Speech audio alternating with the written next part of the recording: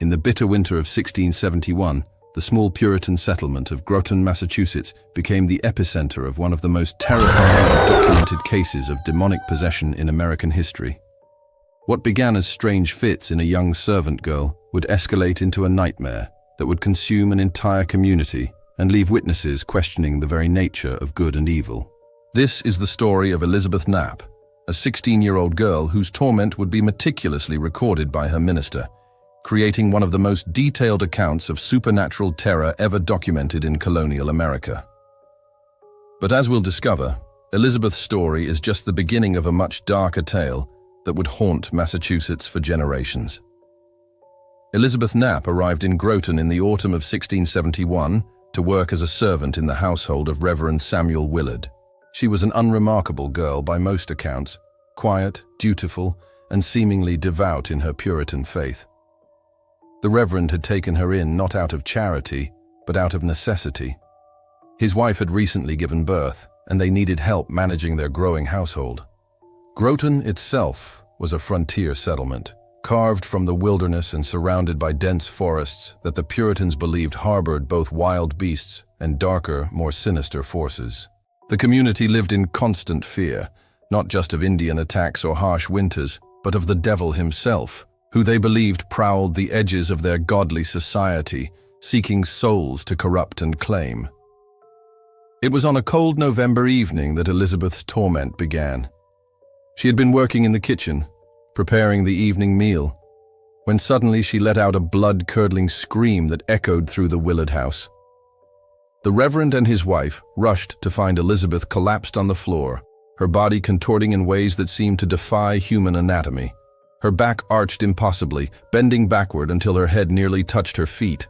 Her arms twisted at unnatural angles, and her fingers clawed at the air as if fighting off some invisible attacker. Most disturbing of all were her eyes. They had rolled back completely, showing only the whites, while her mouth hung open in a silent scream. Reverend Willard, a learned man who had studied at Harvard, initially attributed the fit to a medical condition. He had seen epilepsy before, though never quite like this. But as the minutes passed and Elizabeth's convulsions continued with an almost rhythmic precision, he began to suspect something far more sinister. When Elizabeth finally came to nearly an hour later, she claimed to remember nothing. She seemed genuinely confused and frightened by the concern on everyone's faces. But Reverend Willard noticed something that chilled him to the bone. Elizabeth's hands were covered in scratches and bite marks, as if she had been attacked by some wild animal. Yet she had been alone in the kitchen the entire time. The fits began occurring daily. Sometimes they would last mere minutes. Other times they would continue for hours, leaving Elizabeth exhausted and seemingly unaware of what had transpired.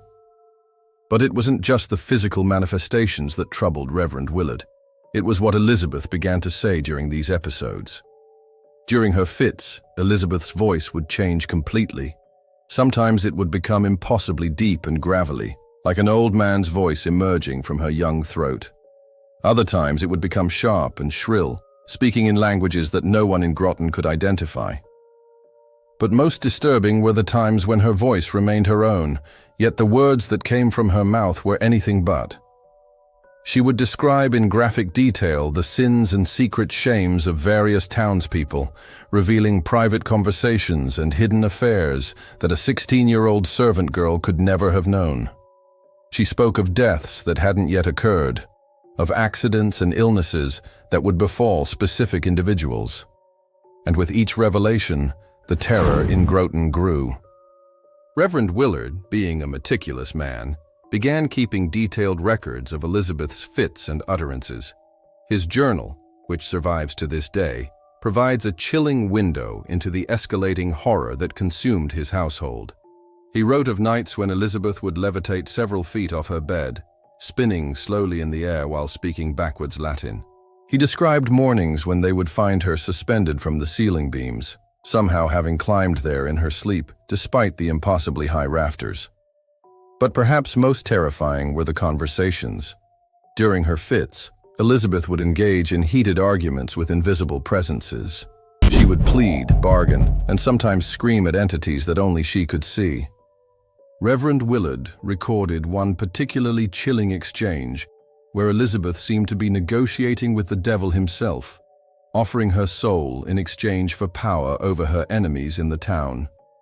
"No," she would cry out, "I will not sign your book. I belong to Christ." But then, in a different voice entirely, she would laugh mockingly and say, "Christ cannot save you now, child. You are mine, and you always have been." As winter deepened, Elizabeth's condition worsened dramatically. The fits became more violent and more frequent. She would speak for hours in tongues unknown to any scholar, her voice never tiring even as foam gathered at the corners of her mouth. She began to predict specific events with uncanny accuracy, describing in detail a fire that would consume the meeting house weeks before it actually occurred. The townspeople were divided between those who believed Elizabeth was truly possessed, and those who suspected she was either mad or deliberately deceiving them. But the skeptics found their doubts challenged when Elizabeth began demonstrating abilities that seemed to transcend human limitation. During one particularly severe fit, witnessed by more than a dozen townspeople, Elizabeth lifted a heavy wooden table with one hand while in the throes of convulsions. The table, which normally required two strong men to move, seemed to float effortlessly in her grasp. She then hurled it across the room with such force that it shattered against the stone fireplace, sending splinters flying in all directions. On another occasion, Elizabeth spoke simultaneously in 3 different voices, carrying on 3 separate conversations at once. Witnesses described the eerie experience of hearing arguments, pleas, and laughter all emanating from the same mouth at the same time, as if multiple entities were fighting for control of her vocal cords. But it was the physical transformations that truly convinced even the most hardened skeptics. Elizabeth's appearance would change dramatically during her fits. Her face would contort into expressions of pure malevolence, her features seeming to shift and warp as if viewed through troubled water. Witnesses swore they saw her teeth grow longer and sharper, her nails extend into claw-like talons, and her skin take on an otherworldly pallor. Most disturbing of all were the marks that would appear on her body. Deep scratches would manifest across her arms and torso, forming patterns and symbols that seemed to have meaning, but were incomprehensible to the Puritan community. Some witnesses claimed to see words written in what appeared to be blood, though they would fade within hours, leaving no trace behind. Reverend Willard, despite his education and rational mind, found himself increasingly convinced that Elizabeth was indeed possessed by demonic forces. He began conducting daily prayer sessions and exorcism attempts, often lasting well into the night. But rather than providing relief, these sessions seemed to agitate whatever forces had taken hold of the girl. During one attempted exorcism, Elizabeth's body temperature dropped so dramatically that frost began forming on her skin despite the warm fire burning in the hearth. Her breath came out in visible puffs of vapor, and witnesses reported that the room itself seemed to grow cold in her presence. When Reverend Willard placed his hand on her forehead to pray, he later wrote that it felt like touching ice, so cold that it burned his palm. As news of Elizabeth's condition spread beyond Groton, other ministers and learned men began arriving to witness the phenomenon firsthand. Among them was Cotton Mather, the famous Puritan minister and scholar, who would later write extensively about Elizabeth's case in his treatise on witchcraft and supernatural phenomena. Mather spent several days observing Elizabeth, taking detailed notes and attempting his own methods of spiritual intervention. He was particularly intrigued by Elizabeth's ability to speak in what he identified as ancient Hebrew and Aramaic, languages that were entirely unknown to anyone in the community. During one session, she recited entire passages from obscure religious texts that even Mather, with his extensive theological education, had difficulty recognizing. But it was during Mather's visit that Elizabeth's possession took a decidedly more sinister turn. She began making specific accusations against members of the community, claiming that certain individuals had made pacts with the devil and were actively working to destroy the godly settlement of Groton. Her first accusation fell upon goodwife Sarah Hutchins, an elderly widow who lived alone on the outskirts of town. Elizabeth claimed that Sarah had visited her in the night, not in bodily form, but as a spectre, and had attempted to force her to sign the devil's book. According to Elizabeth's testimony during one of her fits, Sarah had threatened her with eternal torment if she refused to renounce her Christian faith. The accusation sent shockwaves through the community. Sarah Hutchins was known to be an eccentric woman who kept to herself and was often seen gathering herbs and roots from the forest. Some townspeople had long whispered that her knowledge of folk remedies was perhaps too extensive, suggesting dealings with dark forces. Elizabeth's accusations seemed to confirm their worst suspicions. But Elizabeth's accusations didn't stop with Sarah Hutchins. Over the following weeks, she named several other townspeople as witches and servants of Satan. Each accusation was accompanied by specific details about supposed supernatural encounters and evil practices. She described midnight gatherings in the forest where the accused would worship the devil and plot against their Christian neighbors. The community was thrown into chaos. Neighbors who had lived peacefully side by side for years began viewing each other with suspicion and fear. The accused protested their innocence, but Elizabeth's detailed knowledge of their private lives and secret sins seemed to lend credibility to her claims.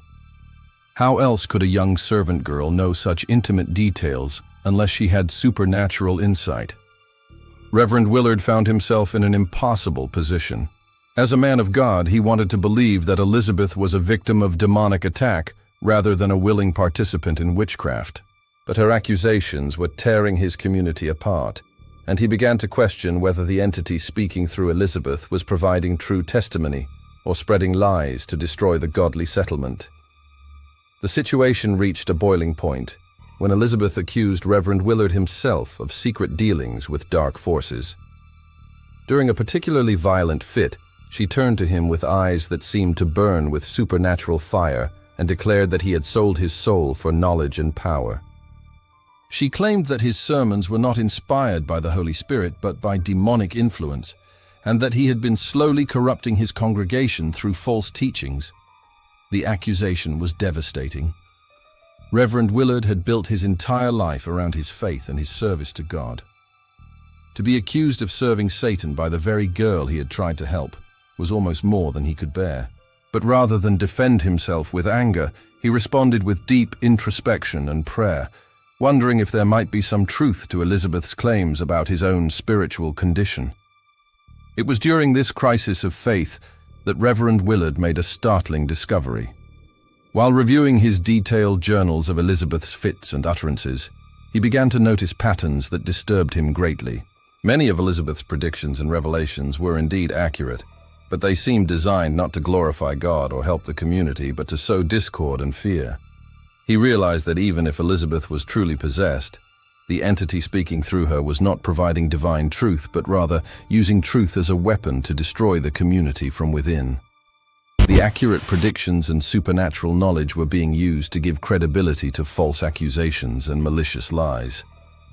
Armed with this revelation, Reverend Willard changed his approach entirely. Instead of trying to cast out the demons through traditional exorcism, he began challenging the entity directly, demanding that it prove its divine authority and questioning the motivation behind its revelations. This new approach seemed to enrage whatever force had taken hold of Elizabeth, and her fits became more violent than ever before. During one confrontation, Elizabeth's body levitated several feet off the ground while she screamed curses and threats at Reverend Willard, in languages that seemed to predate human speech.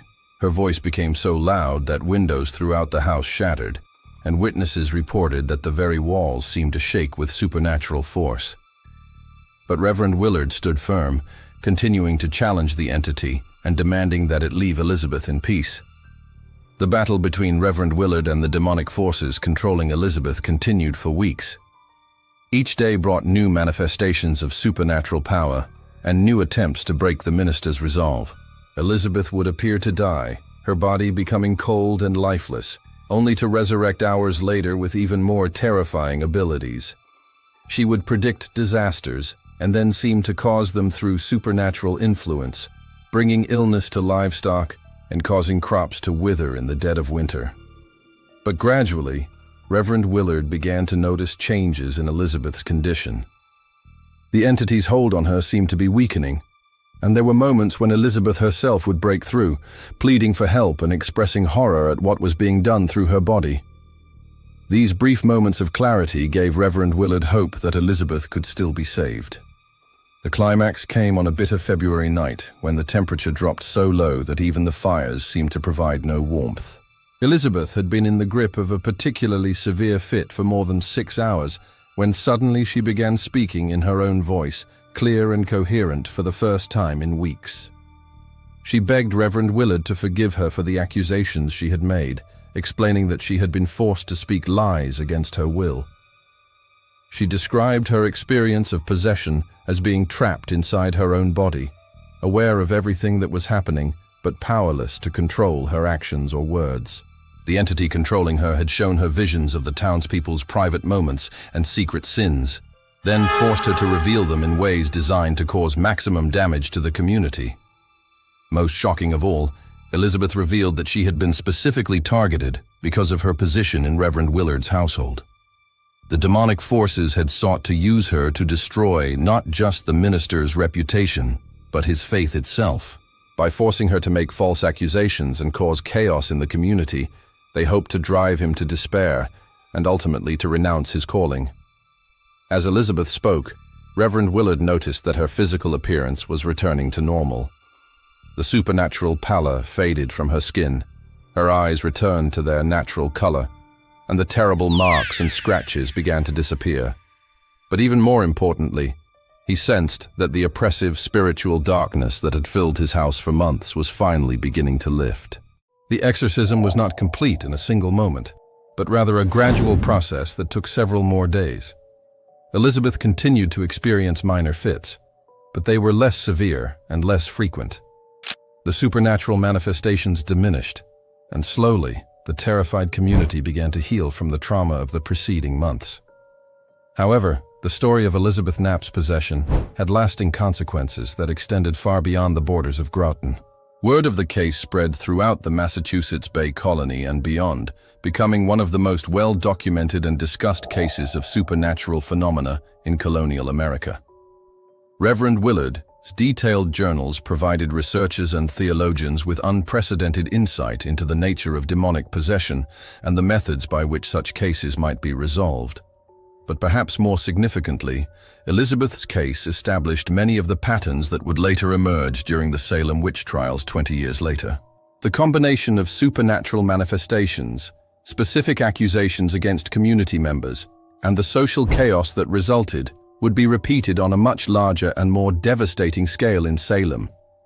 Cotton Mather, who had witnessed Elizabeth's possession firsthand, would later cite her case as evidence for the reality of witchcraft and demonic influence in his influential writings on the subject. His accounts of Elizabeth's abilities and the supernatural phenomena surrounding her case would help shape Puritan attitudes toward witchcraft for generations to come. Yet there were also those who drew different conclusions from Elizabeth's story. Some observers noted that her accusations consistently targeted individuals who were already viewed with suspicion by the community, the elderly, the eccentric, and those who lived on the margins of society. They suggested that Elizabeth's possession might have been influenced as much by social tensions and personal grievances as by supernatural forces. Elizabeth herself, once recovered, lived a relatively quiet life. She married a local farmer and raised a family, seemingly putting her traumatic experience behind her. But those who knew her well reported that she was forever changed by her ordeal. She would never discuss the months of her possession, and she seemed to carry a deep sadness and fear that never fully left her. More troubling were the occasional reports of strange occurrences around Elizabeth even after her recovery. Witnesses claimed that animals would behave strangely in her presence, that milk would sour more quickly in her house, and that she seemed to know things about people that she couldn't possibly have learned through normal means. Some wondered if her possession had left her permanently marked by supernatural forces, forever changed by her encounter with evil. The house where Elizabeth's possession occurred was eventually abandoned. Subsequent tenants reported strange noises, unexplained cold spots, and the sensation of being watched by unseen presences. Some claimed to hear the sound of a young woman weeping in the walls, while others reported seeing shadowy figures moving through the rooms at night. The house gained a reputation for being haunted, and eventually, no one would agree to live there at all.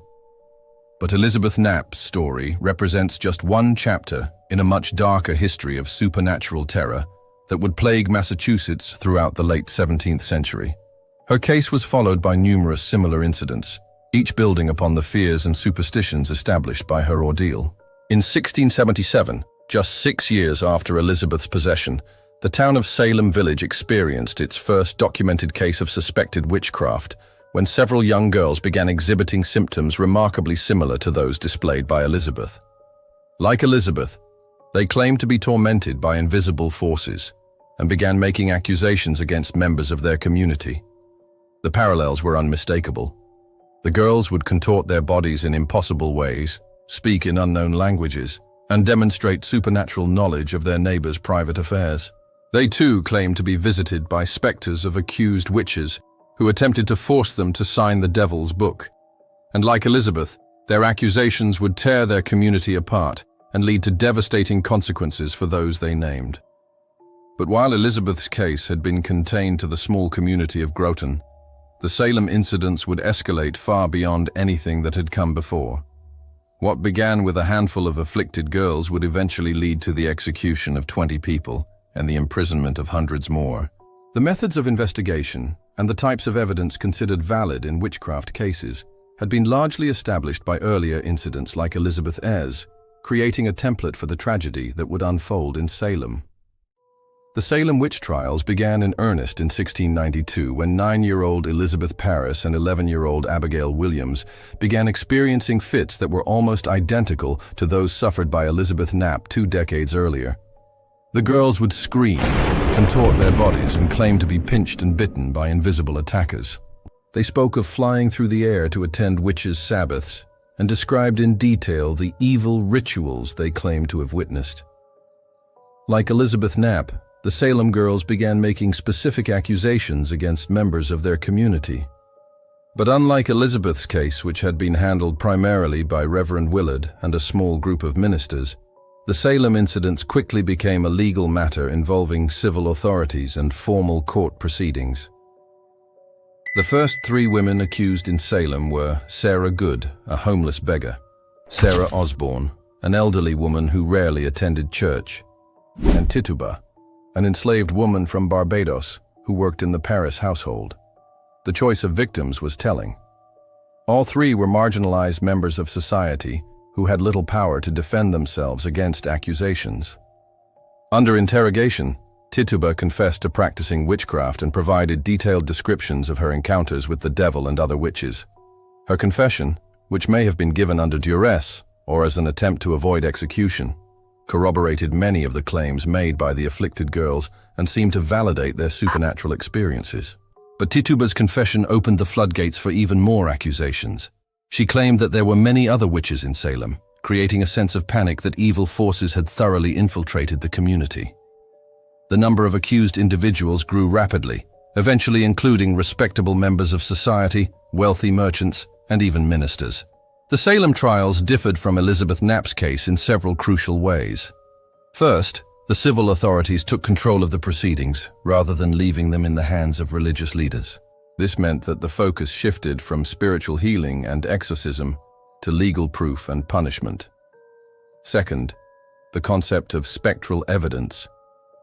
Testimony about what accusers claimed to see in visions or dreams was accepted as valid proof of witchcraft in court. This acceptance of spectral evidence was particularly troubling because it meant that anyone could be convicted of witchcraft based solely on the claims of the afflicted girls, with no possibility of providing a concrete alibi or defense. If the girls claimed to see someone's specter tormenting them, that person could be found guilty regardless of where they had actually been at the time. The trials also introduced the concept of pressing, a form of torture designed to force confessions from accused witches. Giles Corey, an elderly farmer who refused to enter a plea when accused of witchcraft, was slowly crushed to death under heavy stones in an attempt to make him confess. His final words were reportedly, "More weight," as he chose death over admitting to crimes he had not committed. The Salem witch trials claimed 20 lives before they finally ended in late 1692. 19 people were hanged, and Giles Corey was pressed to death. Several more died in prison while awaiting trial.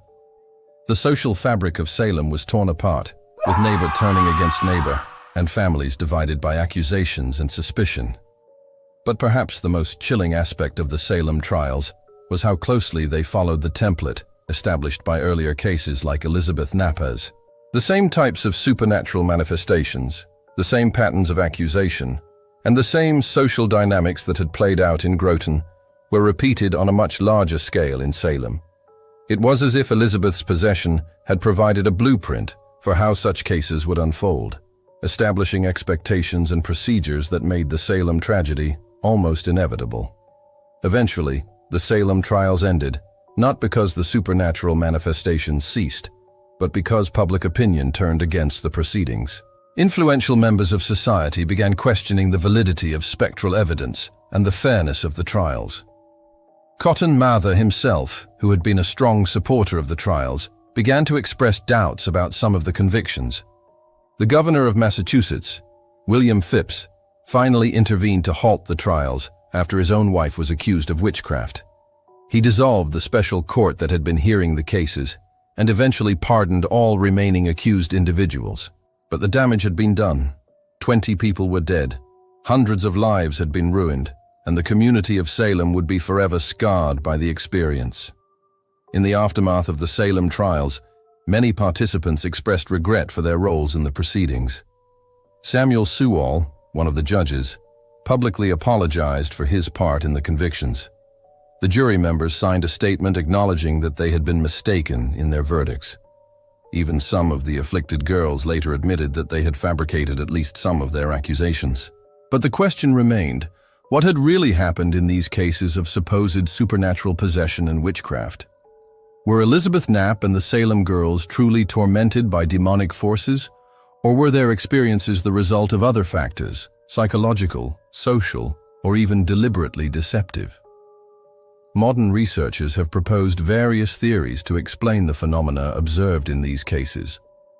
Some suggest that the afflicted individuals may have been suffering from ergot poisoning caused by consuming contaminated grain. Ergot poisoning can cause hallucinations, convulsions, and other symptoms that might have been interpreted as supernatural possession.